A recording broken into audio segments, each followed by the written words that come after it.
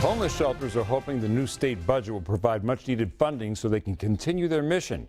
22 News reporter Julie McDonald visited Springfield's Friends of the Homeless, which remains full all summer long. On bitterly cold winter nights, we often think about those people in our community who aren't fortunate enough to live in a warm home of their own. But even when the seasons change and the temperature rises, homelessness doesn't go away. This year, Springfield's Friends of the Homeless Shelter has already given 1,000 people a place to stay. When it comes to funding, Friends of the Homeless receive some of the lowest in the state to provide shelter overnight per person.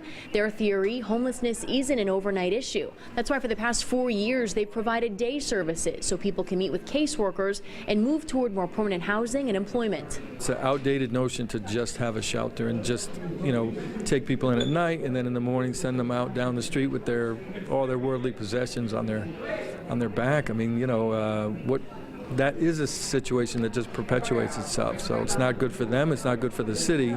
Friends of the Homeless need state support to continue providing those daytime resources to help people like Jorge Quinones, who for 6 months has been working to get back on his feet and regain custody of his children. The shelter does provide you the tools, has provided me with the tools also to be able to go out there and look for jobs, but the jobs that I have gotten to be able to get like an interview or anything like that, they always ask me if I'm fluently, speak English, and I don't. House and Senate lawmakers right now are working on the final version of Massachusetts' fiscal 2015 budget, which should include funding for housing programs and record high local aid.